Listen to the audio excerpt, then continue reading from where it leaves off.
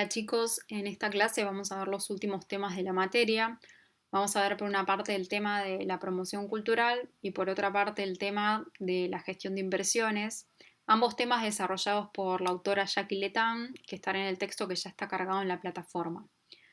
Antes de meternos de lleno con esta noción de cultura promocional, vamos a intentar entender qué es la cultura. El término cultura es un término polisémico porque se puede utilizar de muchas formas para explicar distintas prácticas sociales, distintos significados y comportamientos que se desarrollan en una sociedad. ¿Sí? Por ejemplo, nosotros podemos hablar del asado y decir que es una cultura argentina, podemos hablar del baile del tango y decimos que también es una cultura argentina, y por esto es que hablamos de la cultura como un término polisémico, porque se la podemos asignar a distintas prácticas sociales o a distintos rituales que se desarrollan en una sociedad determinada. Y justamente todas esas prácticas sociales, esos significados y comportamientos compartidos, son los que van a formar nuestro entendimiento y nuestras habilidades para dar sentido al mundo en el que vivimos y a cómo comportarnos en esa sociedad específica. Para poder enriquecer un poco el concepto de cultura, les traemos esta definición de Geertz. Esta definición no está en el texto, sino que se la sumamos acá en la presentación. Geertz lo que plantea es que la cultura es un sistema de concepciones expresadas en formas simbólicas. ¿Sí? Esas formas simbólicas son todas estas cuestiones que mencionaba antes, esas prácticas sociales, esos rituales, el lenguaje y la forma en la que nos expresamos, todos esos significados y comportamientos compartidos en una sociedad determinada, por medio de los cuales las personas de esa sociedad se van a poder comunicar y entender, y a la vez perpetuar y desarrollar su conocimiento sobre las actitudes hacia la vida. ¿Qué quiere decir esto? Que justamente todas esas formas simbólicas que desde chicos vamos aprendiendo, nos van a ir dando la forma en la que vamos a ir entendiendo las distintas situaciones de la vida en esa sociedad.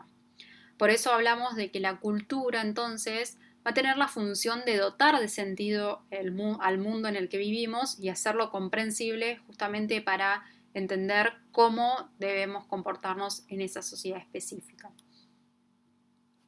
Para ser un poco más claros, acá tenemos algunos ejemplos.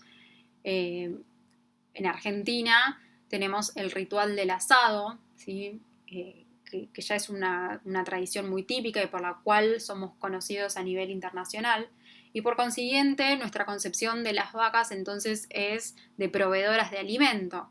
Muy distinto a lo que sucede en la India, donde las vacas son un animal divino, ¿sí? Son una divinidad. Y por eso circulan de forma libre y para ellos comer asado sería un pecado. Y fíjense cómo un mismo animal tiene una simbología totalmente distinta según la cultura en la que se represente ese significado.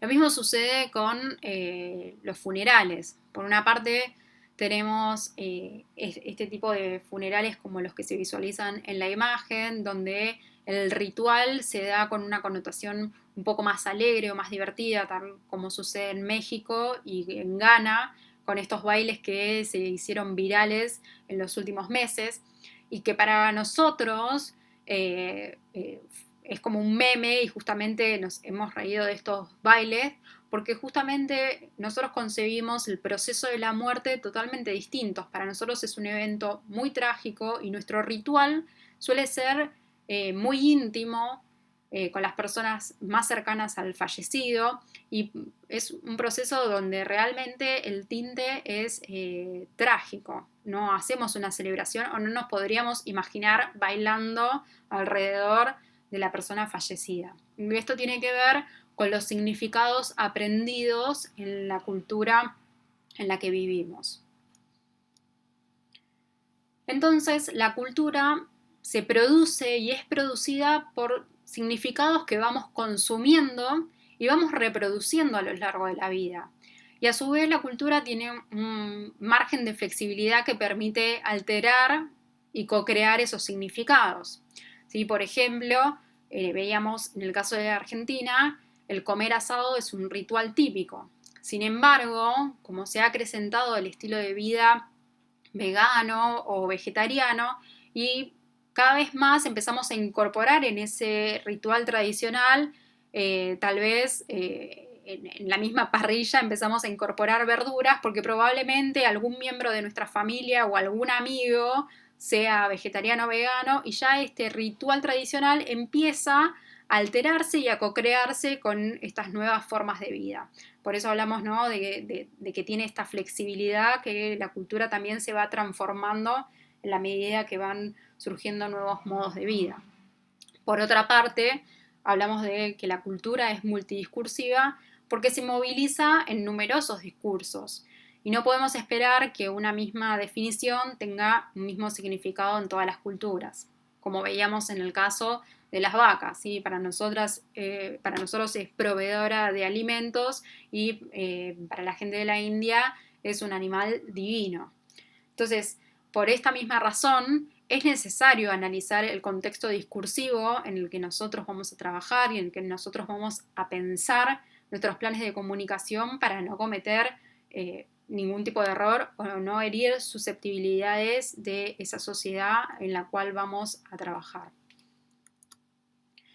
Y por eso es tan importante entender la cultura, y la tenemos que entender en los distintos niveles en los que está presente, ¿sí? La vamos a tener que entender a nivel internacional, nacional, social, industrial, ¿sí? Entender cómo es la cultura del rubro de la organización en la que vayamos a trabajar, cómo es la política de ese país, cómo es la cultura corporativa de esa organización, y a la vez la cultura interna, ¿sí? De cómo nos vamos a comportar en esa organización específica. Por eso es necesario entender el escenario en donde se desarrollan las organizaciones y cuál es su contexto discursivo. Traemos el ejemplo, ¿no?, de la universidad. Ustedes cuando se inscribieron seguramente recibieron un montón de papeles, entre ellos las normativas, más bien vinculadas tal vez con las cursadas, las cuales no estaría por explícito que no deben de tirar papeles en el piso ni pegar papeles en las paredes. Sin embargo, ustedes aprendieron y comprendieron que este no era un comportamiento correcto dentro de la universidad porque vieron cómo se comportaban el resto de las personas que ya integraban esta organización. Entonces, fíjense, como veíamos antes, que la cultura es producida y reproducida por esos significados y esos comportamientos compartidos, ¿sí?, que justamente van moldeando la forma en la que se vive dentro de esta organización y se convive dentro de esta organización. Y por eso quienes se incorporan van a ir aprendiendo, van a ir asumiendo en base a estos significados o estas formas simbólicas de las que hablaba Geertz, que circulan dentro de las organizaciones, en este caso. Y por eso es tan importante entender la cultura de una organización. También lo veíamos, si recuerdan, cuando trabajamos el concepto de identidad con Capriotti, ¿sí? Porque justamente tanto la identidad como la cultura tienen todos estos elementos que hacen únicas y diferentes a las organizaciones del resto. Por eso es tan importante para nosotros trabajar estos conceptos. Por un lado, a nivel organizacional e interno, si queremos diseñar planes de comunicación interna, y por otra parte, entender la cultura a nivel social o de la sociedad en la cual se encuentra inserta nuestra organización, si queremos desarrollar planes de comunicación externa.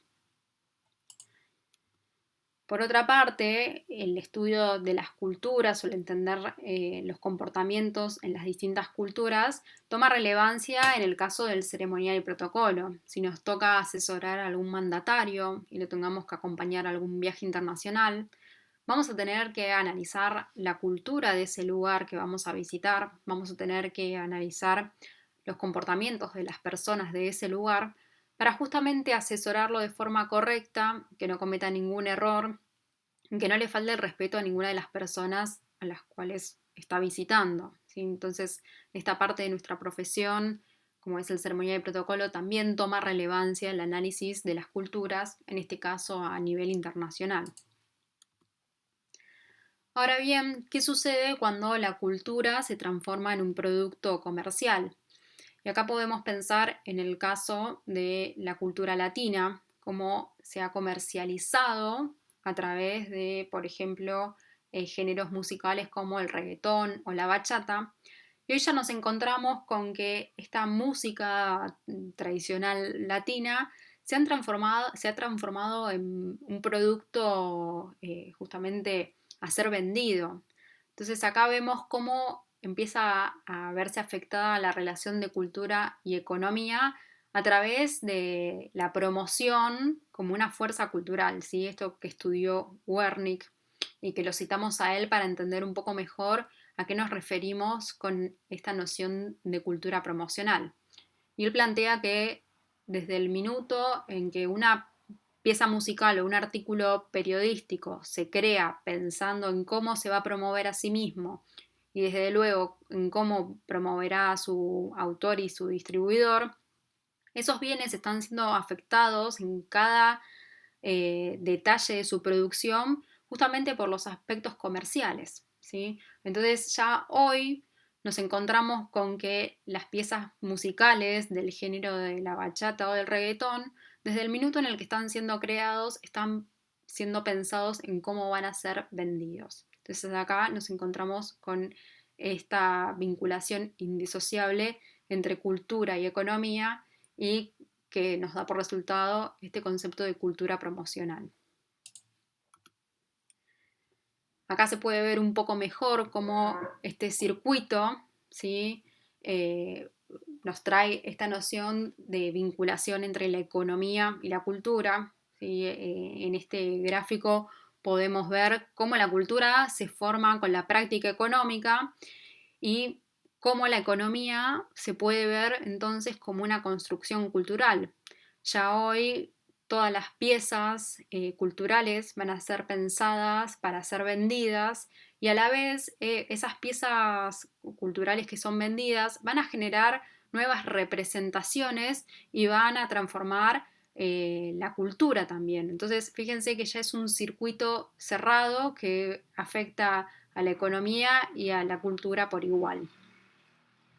Podemos ver este caso que es del 2018, cómo la Feria del Libro fue rescatada por los youtubers y los políticos, ¿no? ¿Quién iba a pensar, ¿no? Los grandes autores se deben estar revolcando en su tumba, que los libros iban a ser salvados por los youtubers, ¿no? Y justamente porque la cultura del consumo de los libros se transformó, ya los consumidores son otros, buscan temáticas nuevas, temáticas diferentes y justamente la producción de estos libros ya desde el minuto cero es pensada o es gestada con esta lógica comercial, ¿sí? Las grandes editoriales probablemente detectaron que los seguidores de los youtubers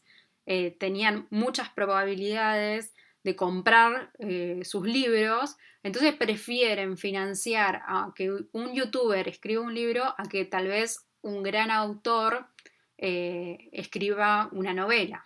Entonces fíjense cómo acá estas piezas tradicionalmente culturales se han transformado en piezas comerciales.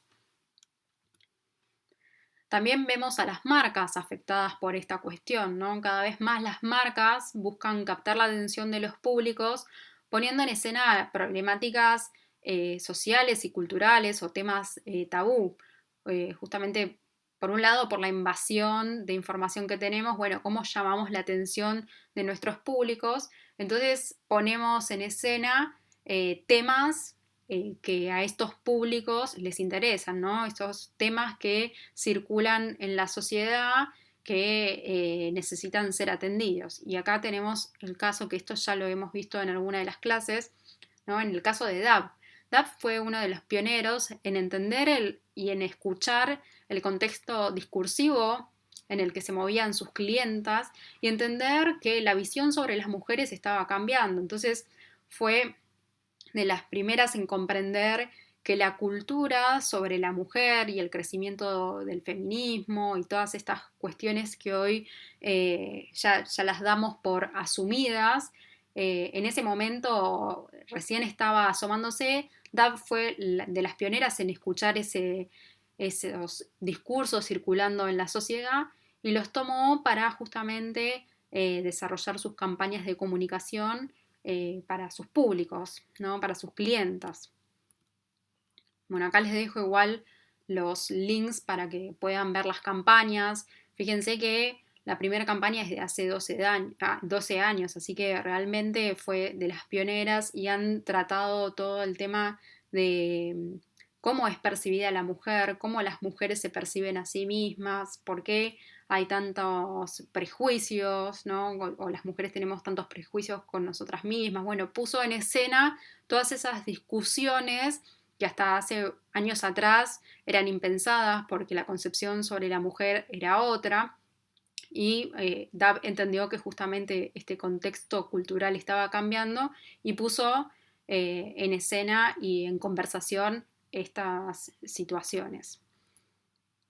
Bueno, acá no se puede ver bien, pero están los resultados de esta campaña que había desarrollado y la verdad que fue muy exitosa e incluso hasta el día de hoy en ciertas ocasiones la vuelven a utilizar, vuelven a mencionar esto de los cuerpos reales y siguen trabajando con esta cuestión.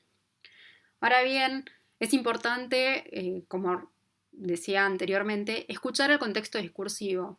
Y recuerden que también hace unas filminas atrás hablábamos de la importancia del análisis del discurso cultural en el que vamos a trabajar.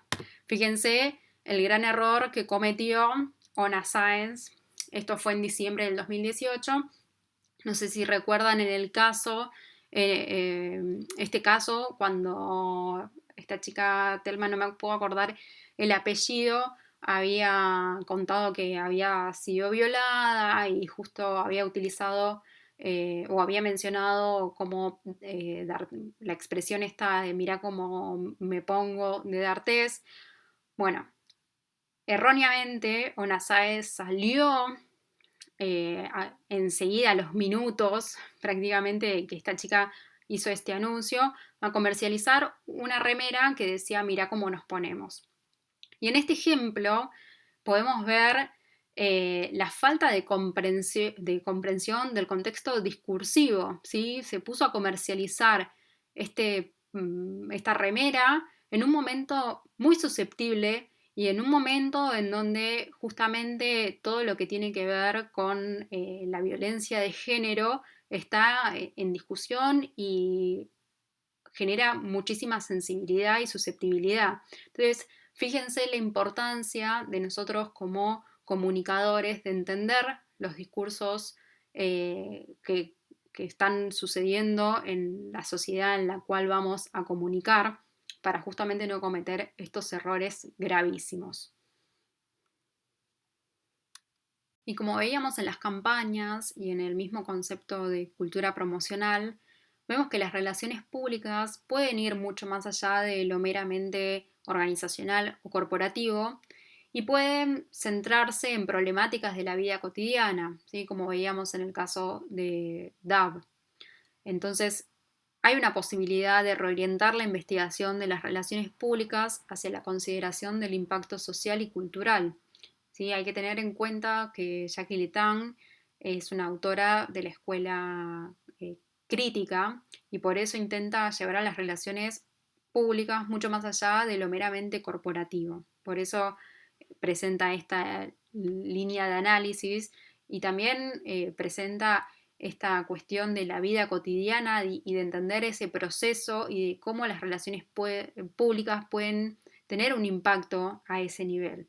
Entonces vamos a entender a la vida cotidiana como un proceso continuo de acomodación y de resistencia a la cultura promocional a medida que los individuos interpretan y construyen sus significados. Y acá tenemos el claro caso de Ona Sáenz, que no supo interpretar este proceso, ¿sí? No supo entender las etapas de este proceso y salió a comercializar un producto y a comunicar una campaña en un momento en el cual la sociedad todavía estaba intentando interpretar esos significados de lo que había sucedido, estaba en una etapa de acomodación, ¿no? De esa problemática y en consecuencia esta campaña y esta acción de Ona Sáez tuvo un impacto social negativo. Por eso es importante entender las etapas e interpretar el contexto discursivo. También es importante analizar y entender los estilos de vida, ¿sí?, que hay en cada sociedad, justamente porque cada estilo de vida va a consumir determinados productos culturales, va a tener determinadas interpretaciones, va a construir determinados significados. Entonces, acá llegamos a otro nivel de análisis que es necesario realizar a la hora de pensar campañas de comunicación y a la hora de pensar también productos a comercializarse. Entonces vamos a entender los estilos de vida como aquellas pautas de acción que van a diferenciar a las personas, van a dar sentido a lo que hacen, por qué lo hacen y qué significa para ellos y para los otros hacerlo, ¿sí? Y también estos estilos de vida van a remarcar las diferencias sociales, ¿sí? Justamente todas esas acciones o las formas de consumo de cada estilo de vida determinan a qué clase social pertenece esa persona o ese grupo de personas. Y justamente a cada estilo vamos a encontrar diferentes oportunidades, ¿sí? Va a haber distintas áreas para trabajar, porque justamente cada estilo de vida va a consumir determinada línea de moda, determinada música. Vamos a tener que hacernos estas preguntas que vemos en pantallas para poder analizar ese estilo de vida al cual queremos impactar y justamente para pensar las campañas de comunicación. Entonces nos encontramos en que nosotros los relacionistas públicos, las personas que trabajan en esta línea de comercialización o de construcción de los productos, vamos a ser los intermediarios culturales entre justamente las personas y las organizaciones para las cuales trabajamos, ¿sí? ¿Por qué? Justamente porque vamos a intentar unir las identidades de estas personas, ¿sí?, esos estilos de vida, con los productos que vamos a comercializar, ¿sí? Obviamente que, bueno, va a haber por un lado un estudio de mercado que tal vez es el área de marketing el que desarrolle esta acción. Nosotros tal vez podemos trabajar un poco más sobre el análisis de estos estilos de vida y con esa información tratar de asesorar a los dueños de la organización para la que trabajemos de una forma mejor o con una información mucho más contundente para crear productos que se adecúen correctamente con las personas a las cuales se los queremos comercializar.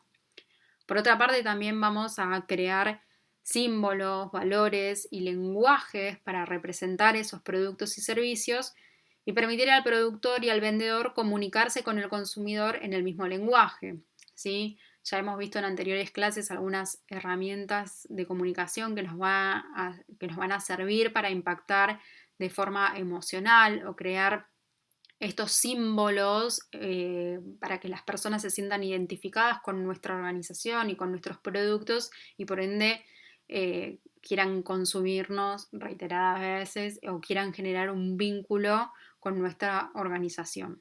Y bueno, y por último vamos a ser promotores de esa organización. Por eso hablamos de intermediarios culturales, porque nosotros justamente somos los que vamos a acercar todas estas nociones que venimos viendo anteriormente a la organización para que la organización pueda crear sus productos y servicios de una forma mucho más adecuada para luego poder comercializarlos con éxito.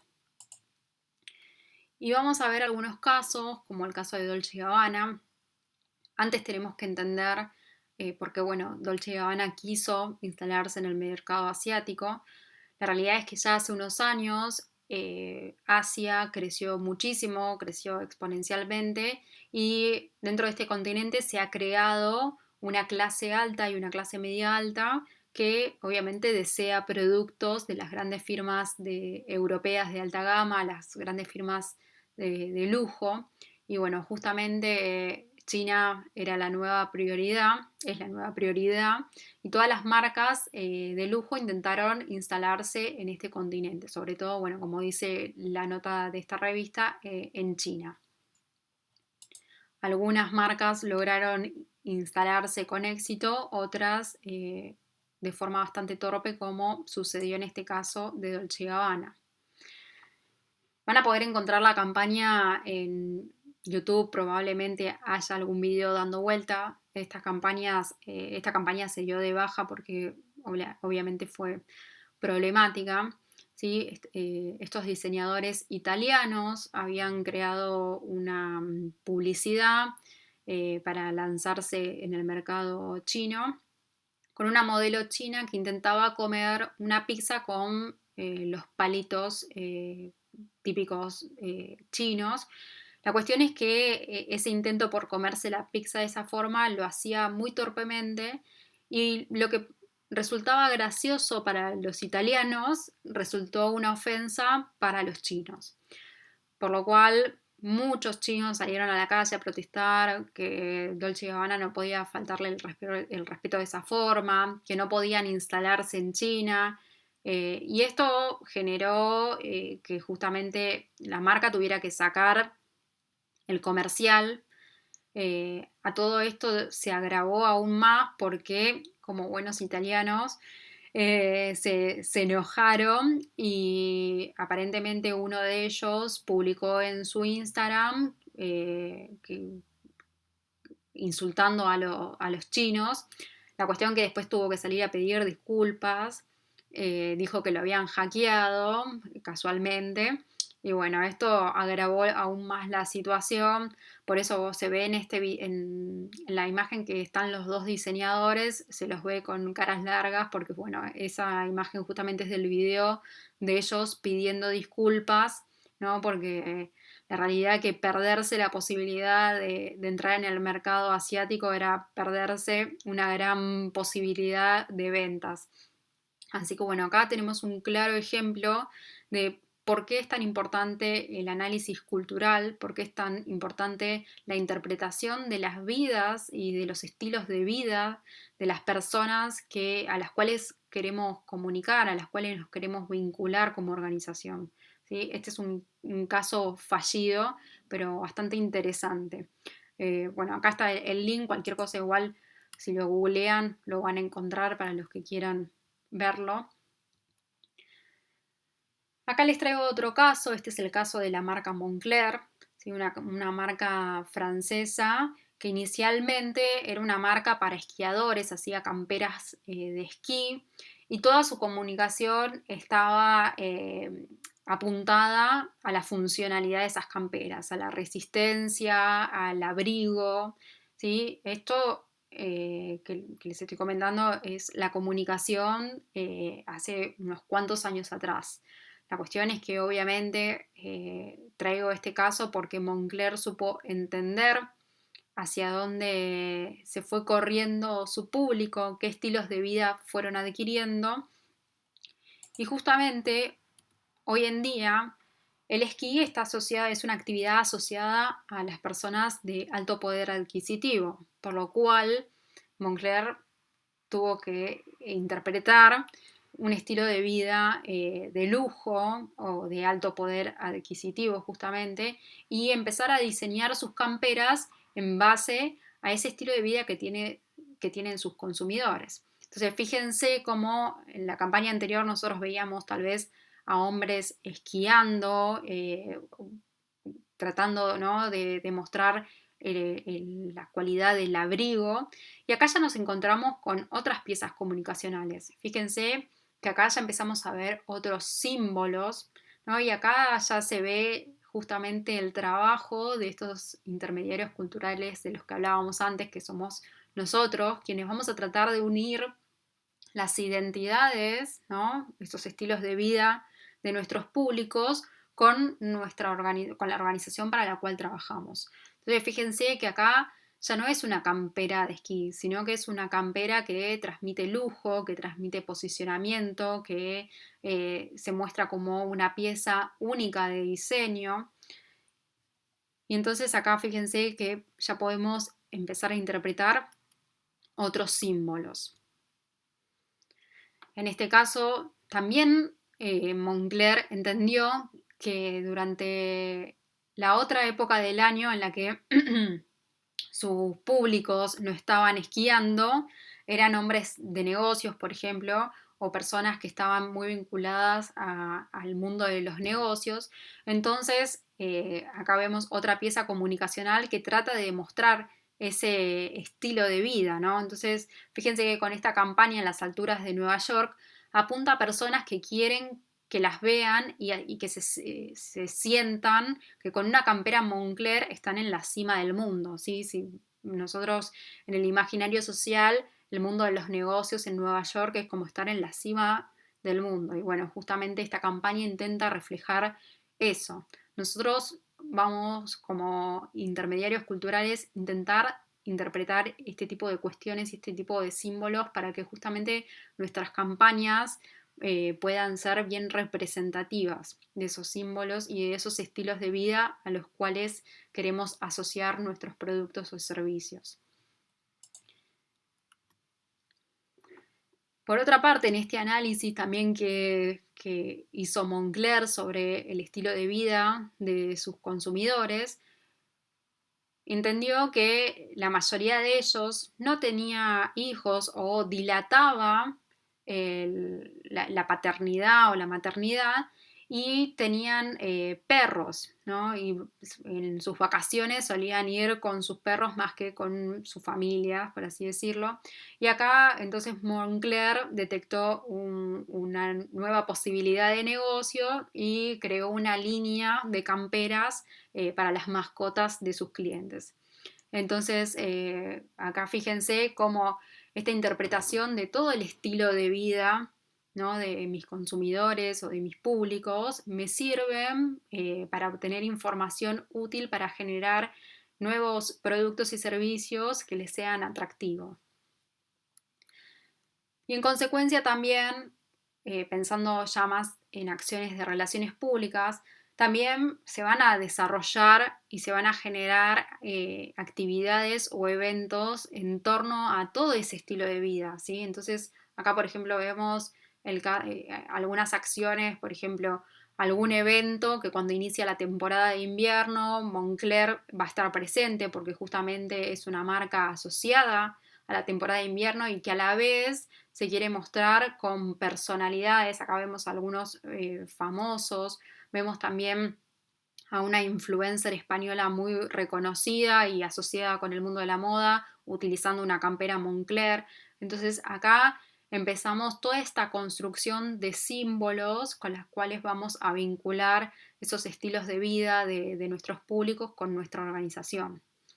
También les traigo un caso más cercano, que es el caso de Pandora, cuando aterrizó eh, acá en Argentina y también intentando demostrar qué clase de marca es y a qué estilo de vida apunta, generó toda esta movida con las celebridades, porque justamente también las celebridades son las que nos van a permitir construir esos símbolos porque justamente como son reconocidas, nos van a poder asociar nuestra marca al estilo de vida de esa celebridad y por eso también en nuestra disciplina el estudio o la vinculación con las celebridades también se vuelve importante para este tipo de acciones. Y entonces acá vamos a intentar entender qué es una celebridad. Una celebridad justamente se va a definir como un ser conocido por ser conocido y va a tener una visibilidad pública, va a tener una fama, va a haber una fascinación detrás de esa persona, va justamente a implicar una alta visibilidad y por eso las marcas suelen asociarse a las celebridades, porque justamente les va a atraer esta alta visibilidad que necesitan las marcas para justamente darse a conocer. Por eso las celebridades pasan a ser una parte fundamental de ciertos procesos de comunicación de las organizaciones, ¿sí? Para un lanzamiento de producto, por lo general, se suele convocar a varias celebridades, porque justamente de esa forma va a hacer que nuestro evento sea mucho más relevante y que sea cubierto por una mayor cantidad de medios periodísticos. Hay agencias de relaciones públicas que se dedican pura y exclusivamente a la vinculación con celebridades. Hay una agencia muy conocida que se llama Grupo Más, que suele tener una agenda bastante importante de contactos con celebridades y que justamente proveen a las organizaciones cuando tienen que lanzar algún producto o abrir un comercio, los proveen de estas celebridades. Pero bien, vamos a ver cómo hay distintos tipos de celebridades. Vamos a tener a las celebridades adscritas, ¿no? Que van a ser aquellas celebridades que son conocidas porque justamente adquirieron esa celebridad por sangre o por herencia, ya sea real o como resultado de contactos políticos empresariales, ¿sí? Acá podemos encontrar en este caso a los hijos de los reyes de Inglaterra, ¿no? También podemos encontrar a los hijos de los presidentes. En este caso hablamos entonces de celebridades que adquirieron por sangre o por herencia su alta visibilidad.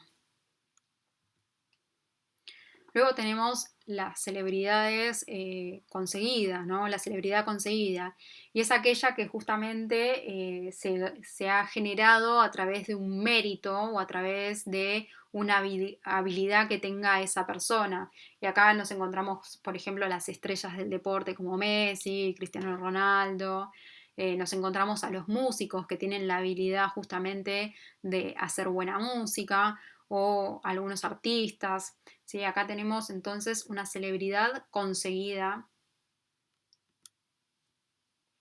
Tenemos celebridades atribuidas, ¿sí? Acá son aquellas celebridades que surgen de la repetida exposición a los medios. Bueno, acá tenemos el claro ejemplo de el mago sin dientes, quien por aparecer repetidas veces en el programa de Marcelo Tinelli se terminó por hacer conocido, ¿no? Y hoy por hoy tiene una gran visibilidad por esto, por su repetida exposición en los medios.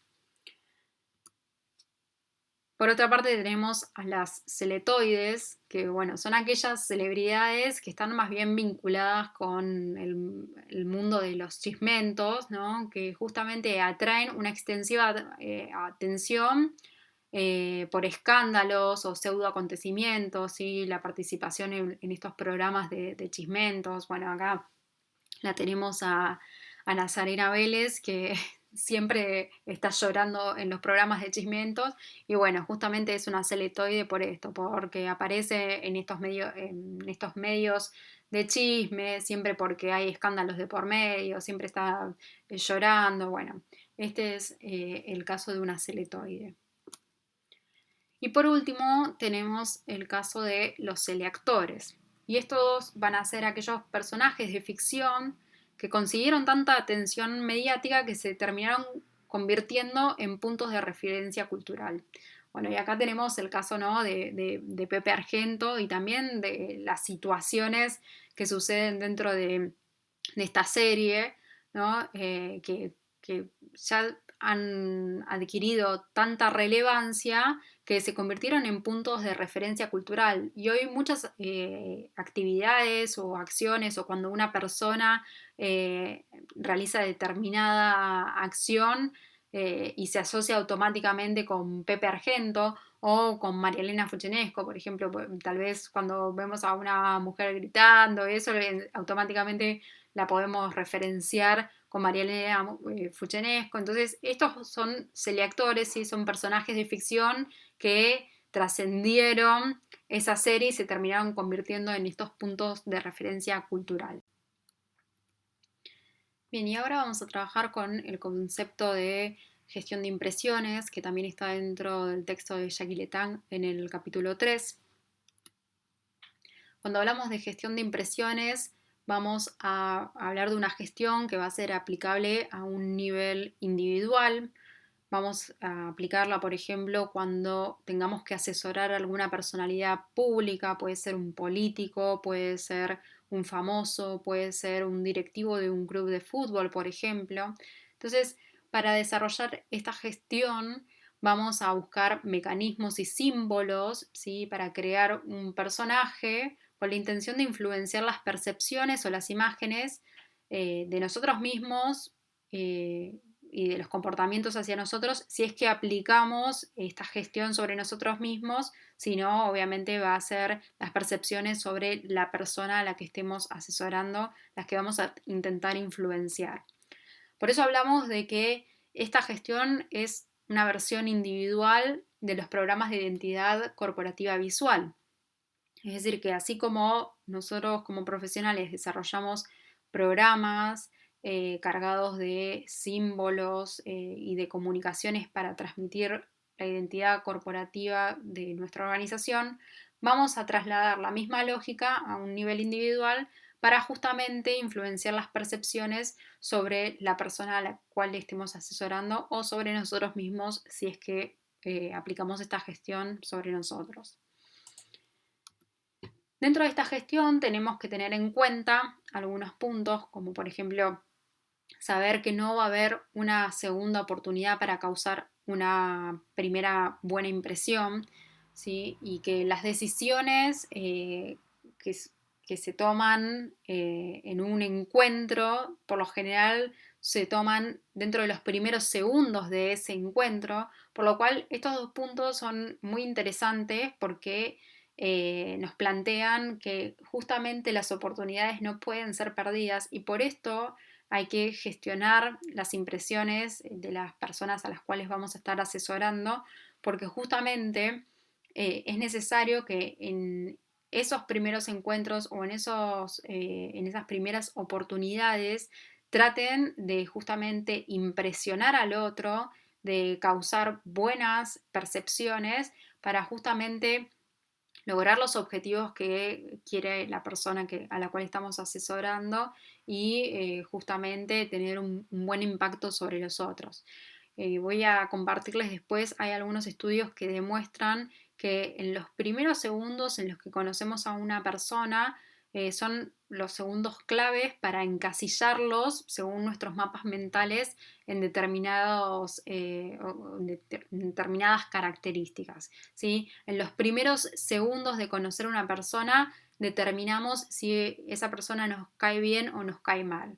Después, obviamente, puede darse o no la oportunidad de continuar conociendo a esa persona o no, pero es clave los primeros segundos de conocer a una persona o ese primer impacto. Después les voy a compartir, hay un estudio muy interesante que se hizo sobre esto, ¿no? De la importancia que tiene esa primera impresión. Por otra parte, tenemos que entender que se pueden manipular algunas variables, que ahora las vamos a ver más adelante, justamente para poder influir en la opinión de los demás con respecto a nosotros o a la persona a la cual estemos asesorando. Y esta gestión va a implicar una reflexión sobre la identidad, la personalidad y cómo nos proyectamos ¿sí? Hacia los demás y cómo nos perciben los demás. Ya sea, bueno, repito, a nosotros mismos o trabajar estos conceptos sobre a quien estemos asesorando. Algunos elementos, y estas son variables que se pueden manipular, estas variables que hablábamos anteriormente, ¿no? Como la apariencia física, se puede manipular esta variable porque obviamente podemos comprar mejor ropa o asesorar a nuestro cliente a que se vista mejor o a que utilice determinado tipo de ropa, a que tenga determinado look, por así decirlo, que se corte el pelo, que se afeite. Podemos también ayudarlos a generar comportamientos que generen buen impacto. También podemos ayudarlos a mejorar su oratoria. podemos ayudarlos a justamente practicar en cómo movilizar su cuerpo en el momento de comunicar algo. Si estamos, por ejemplo, trabajando con un político, todas estas cuestiones las vamos a tener que súper trabajar, vamos a tener que probablemente trabajar con un equipo de asesoría de todas estas cuestiones, de cómo va a utilizar sus manos ante un discurso, qué vocabulario tiene que utilizar, cómo se tiene que comportar en el caso de, por ejemplo, un periodista que empiece a cuestionarlo. Bueno, son todas estas cuestiones eh, que vamos a asesorar en esta gestión de impresiones o en esta gestión a nivel individual.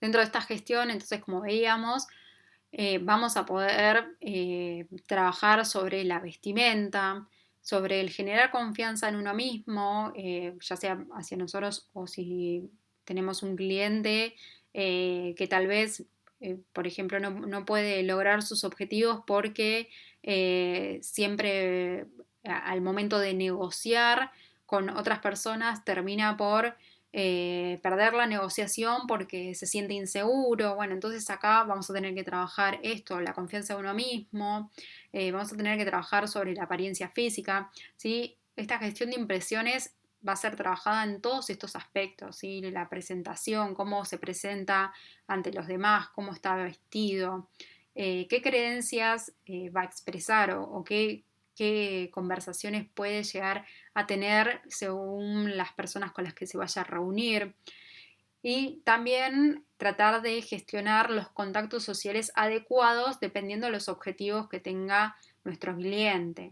¿Sí? Si tenemos un famoso que tal vez no es muy reconocido, pero quiere acrecentar su visibilidad porque quiere filmar una película en el cine, entonces bueno, vamos a tener que tratar de asociarlo a personalidades del cine o tratar de generarle amistades o encuentros con celebridades que estén en el cine, ¿sí?